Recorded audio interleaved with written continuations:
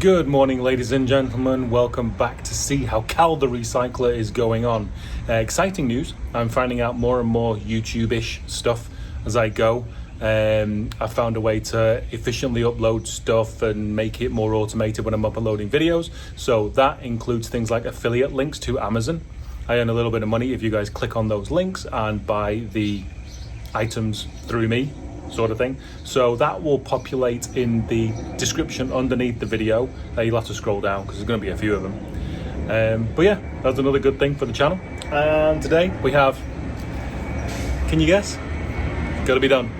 I'll try and keep it as simple, as quick as we can. Let's get on.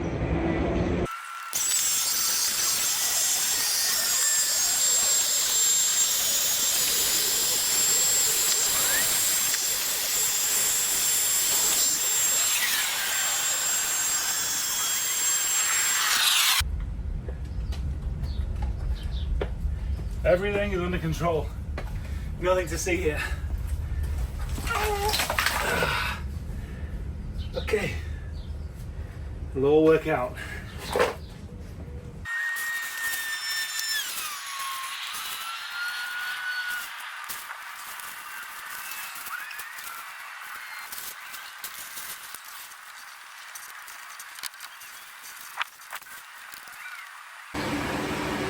Okay, so personally what I do is I'm looking for car geography. So the car is pointing that way. Driver's side, obviously passenger side, rear. So all of your rear looms come down, wrap around the back of the car. Good. Radio comes down this side of the door. That is a passenger front door. Concertina boots are passenger rear door. Then you have two that go under the dash. You have that goes under, and then that goes under, and then that end there attach to those two there. So you have two going across the front underneath the dash. That is driver's front door. Listener module, worrying. Driver rear door, obviously that's going to go. Then we have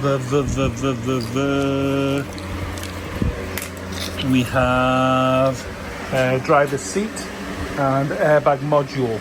I think this will be passenger seat. Yeah, that'll be passenger seat. So yeah, I mean now it's a case of take all the plastic covers off, take all the plastic wrapping off, you know, bare everything. A million zip ties. You're gonna go. Personally, I go through a million zip ties. Yeah, and just whatever you don't need. So basically I will start, say driver's rear door, I will just start working back, cut the wire and then just trace it back. You've just got to be careful for loops. The big flaw in my system is if you've got a looping circuit, so something comes down and then loops back up for whatever reason and you end up chopping it there, you've got a problem. But I've never encountered that before on a Crown Vic. Please God, let this not be the first time. Please excuse the fan noise. I hope it doesn't ruin the sound so much, but it's hot today.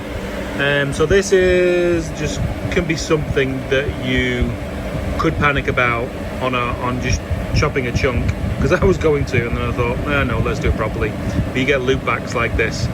So it's better to find out exactly where they're going before you chop out these types of things. This is where I go with logic over a wiring diagram and can get myself into trouble. So this is the airbag module on the center console, and obviously the seat has got an airbag in it. So that's going to be those wires. So now the seat doesn't have an airbag in it, so they are going to be okay to cut eventually. I am taking more time than usual on this. On this truck, I wouldn't mind keeping central locking and electric windows. Now, obviously a lot of that goes into the driver's door. Oh, electric seat as well, that's there. But it all goes through this module. So any kit that I get to put those on this truck, obviously it's not going to go through that module. But I want to keep power sources, you know, and keep the wires long enough so they go into the door. They're easy to wire to, and then I can just find ignition live, constant live, possible grounds, you know, whatever. And then I'm not going to start fannying about trying to find it in, you know, like a big fuse box or something like that. I've already got it, you know, wired in by Ford. Quick side project. The paint stripper I've been using is this stuff, which I can get in California, which that stuff usually doesn't work, but this stuff is okay. It's not great, but it's okay. And I'll put this in the affiliate links underneath the description so you can click on it. And then I've heard paint stripper works better if you put cling wrap on top of it and it keeps it wet. And also I'm putting it in the sun, which will make it hot. Let's see how this goes. I'm assuming there's some history surrounding this, so I'm going to paint around it with the paint stripper to see, and then I'll go slowly at that, see what we can uncover. The archaeological dig.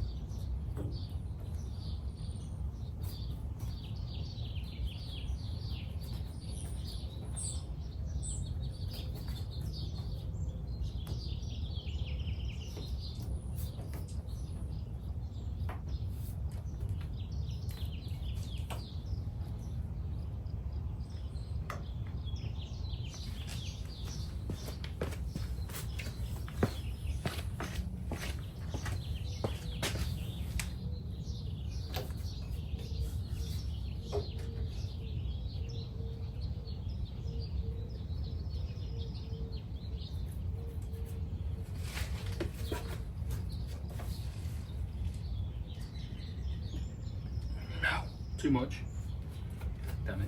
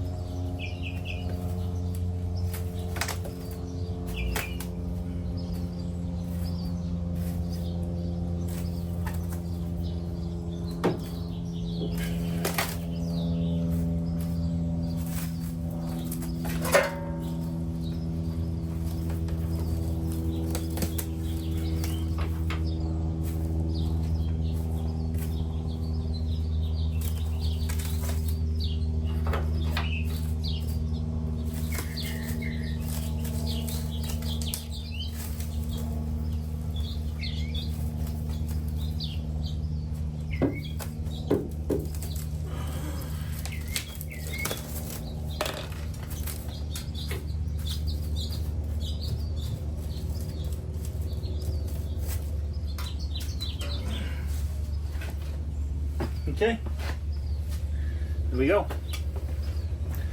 Okay, let it cook at 350 for 8 hours.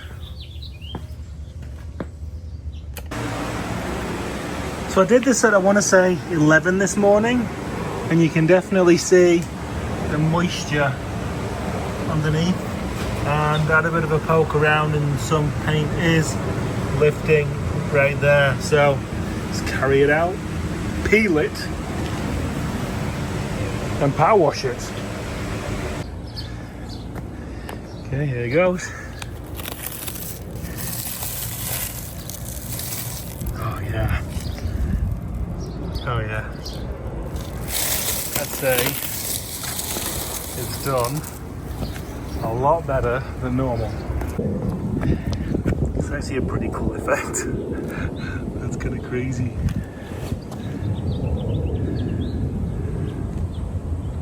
Wow, that's crazy.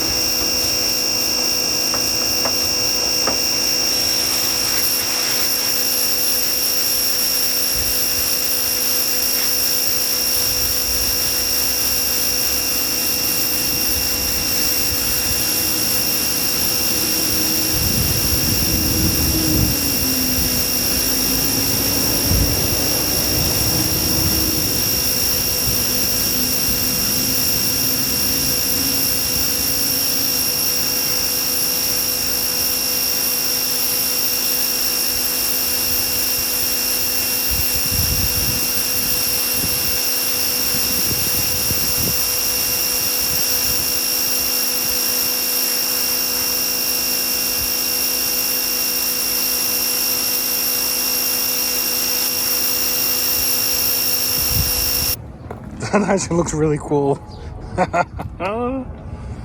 Okay, let it sit.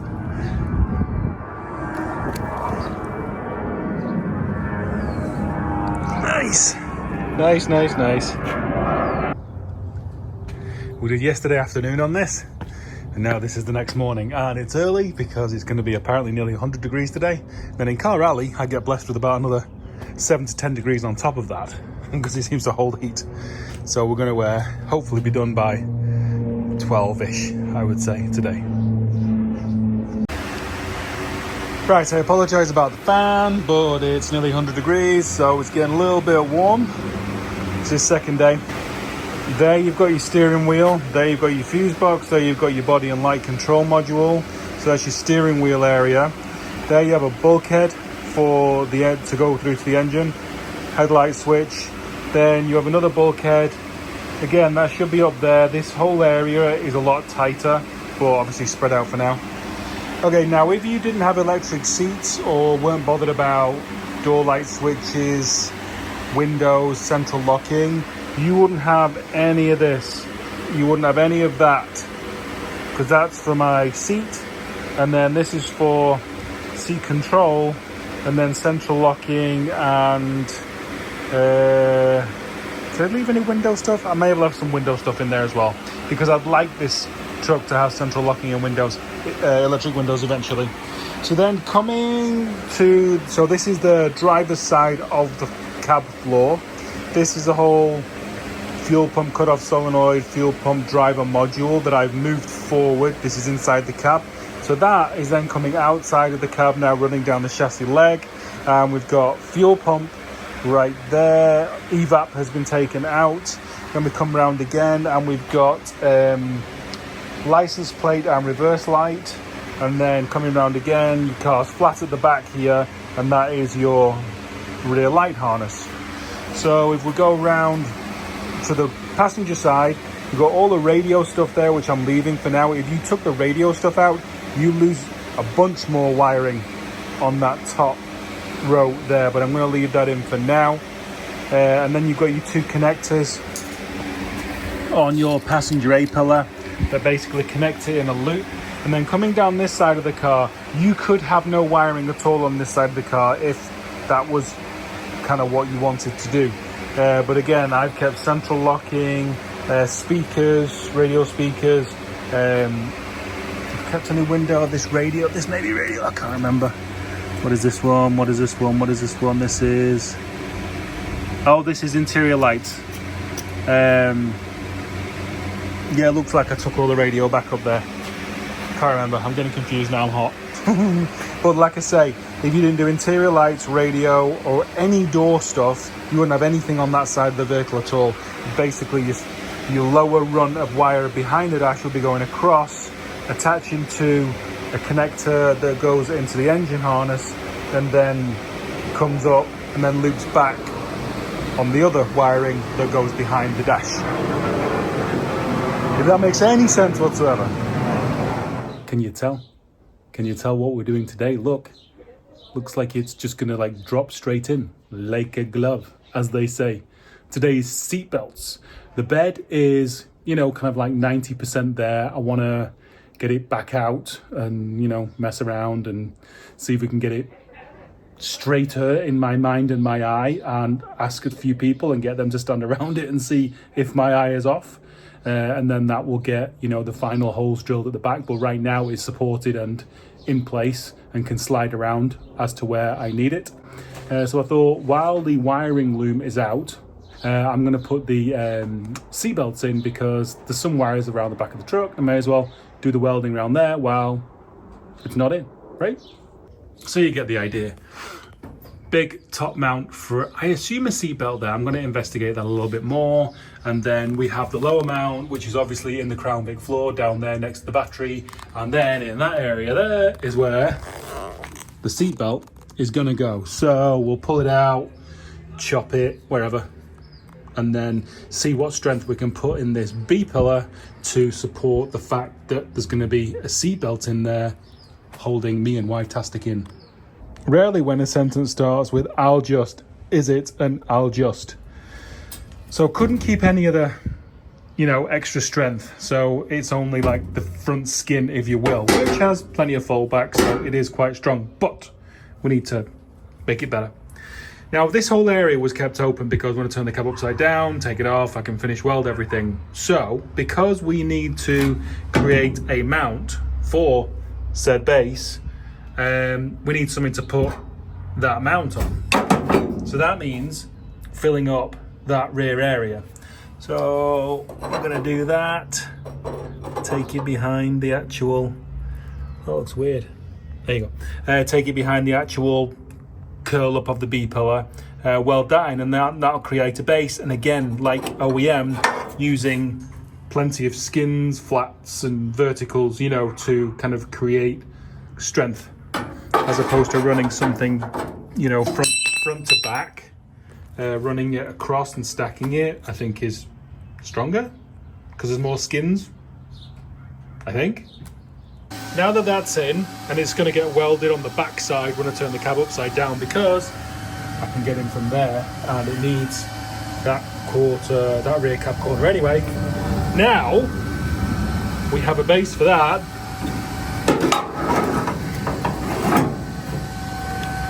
Ballpark, that is going to go like that. Okay, as you all know, my builds are OEM Plus. Thus, I like to use OEM panels with cutouts and inserts and stuff like that for seatbelt bottoms. But they have silly curves that I don't need. So, don't really have any bodywork and stuff. I have like a small kit. But for this sort of situation, I'm thinking engine device, and then I just beat the hell out of it. Now, it has bent it, but it's straightenable.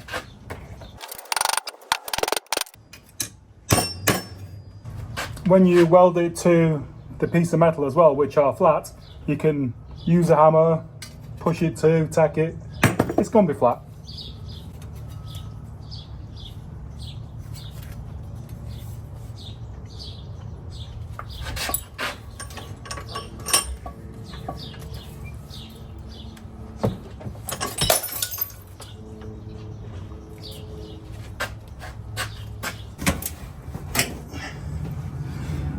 I expected to do 2 of these mounts in a morning and then carry on to something else. And this one mount has taken the entire day. Wow.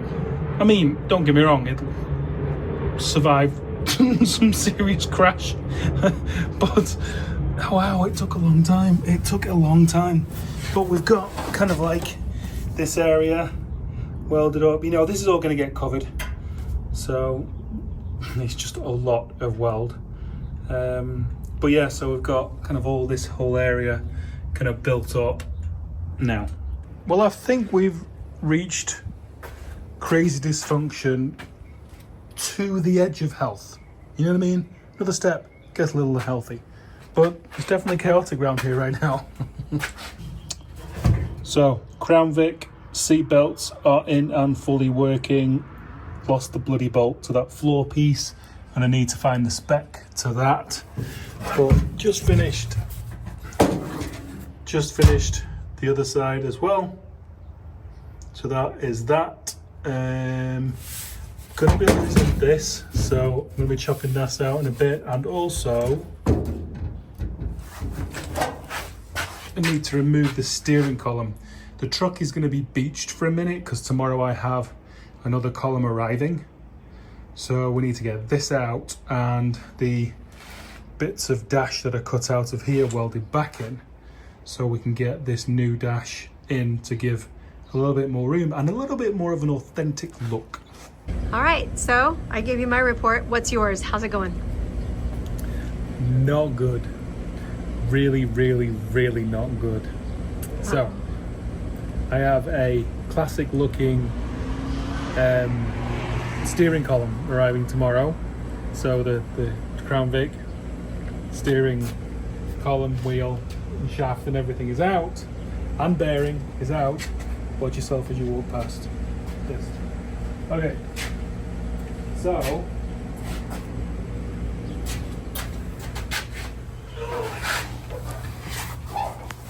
so you're gonna have to stick your head in here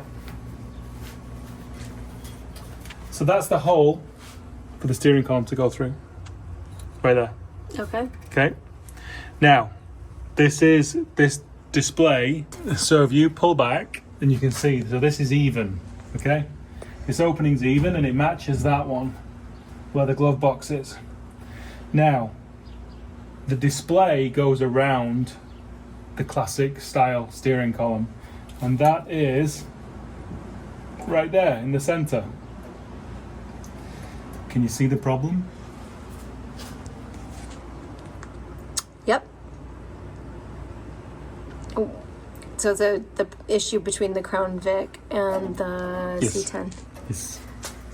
See, if you come back here again, see what I need to do is that, which is probably what is going to happen to keep it mobile. Okay. But then this ain't gonna be equal. Ah, right. Yep. So Yep. How important is that? Like the symmetry between the dial area, steering column, and the Well, it's dash. kind of I mean, important. and the sort of glove box. it's important, but the thing is, there's so many contours in the Crown Vic firewall that I can't move the brake pedal to the left and move the hole for the steering column to the left, because on the Crown Vic wasn't designed for that, so the Ford didn't leave any room for that. So we have compromised for a moment. Shoot. Ugh. I'm sorry. I totally feel how that's a big drag. Yeah, this is huge. Seatbelts are in. Yay. I know that was a lot of work. Huge amount of work. So that's where I'm at. That is where I'm at. So the only real solution would be like a magic wand. Yeah. There's going to be compromise. Which is really unfortunate. I mean, do we panel the entire dash and make it look even?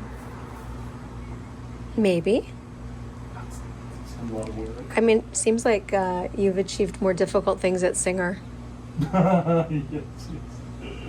Yeah, it was my forte. If anyone's up to it, it's you. You are the ultimate problem solver of these kinds of scenarios. Yeah. Give yourself a little time to think about it, bounce it off the group on your channel. If we put a center console in, which we're probably going to do. Oh, really? Instead of bench seats? Or you could have a center console with bench seats. Not really. It's more likely. I'm going to take this hump out of the back of the cab. I'm trying to figure out real estate, leg length real estate for me. Take this whole thing out. Because this was to basically, the gas tank was here. Oh, So that comes out over the gas tank, and then the gas tank's like that. I see. Which we don't have anymore, because that is that big hump now. Right. So yeah, so that's that. Happy days. Happy days. And what do we say? Keep calm and chop on? Yeah, that's this. Oh my God, is that one of these moments? Oh my God, is that one of these moments? That is one of these moments. It really is. Well, just think about how proud you'll be when you find your way around this. What's the burnt toast theory? These mishaps are just setting you up for future things to be extra proud of. Okay. Yeah, that's Okay. the burnt toast theory. Is like when you burn the toast in the morning, it's to sort of set your day on a different trajectory. Don't be mad you burn the toast. Be glad for the way it all turns out. Or the truck is giving me an opportunity to excel. Exactly that. Exactly that. And excel you will. Yeah. Yep. It's just, it sucks how unfun managing to excel can be sometimes. Yes. The joy is the destination and the journey can be kind of a bitch. Yeah. Because the whole time I thought the steering wheel was going to be here, and I was going to have to raise the seat, move it out. That ain't going to be happening now. Okay. Redrawing plans. Yeah, in my mind. Is that the problem here? Did you not draw the plans in advance? No. Of course not. Everything I do is just like, okay, so how are we going to do this today? That's why it took me so long for the seatbelts. Because it was just like, how are we going to do this? And it took me a minute to figure it out. I think we're going to end up paneling the whole thing, make it flat. I think. Yeah, and then you can create whatever symmetry you want or whatever shape and balance, right? Yeah. Design it out Yeah. uniquely. Yeah. You'll make it awesome. Joy. It is Joy. He's cool, you know. Oh, look who can tell that there may be some sort of something afoot. Huxley Bear, Can you sense emotions? did you come to the rescue? Come walking over because you could tell there was a disturbance in the force. Yeah? What do you say?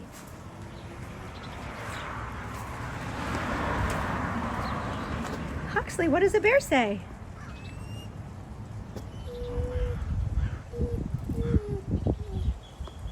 What is it, buddy? Hi. What is it?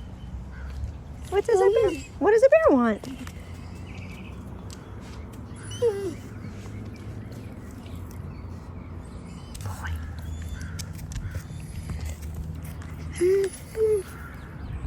That is an invitation to scratch a butt.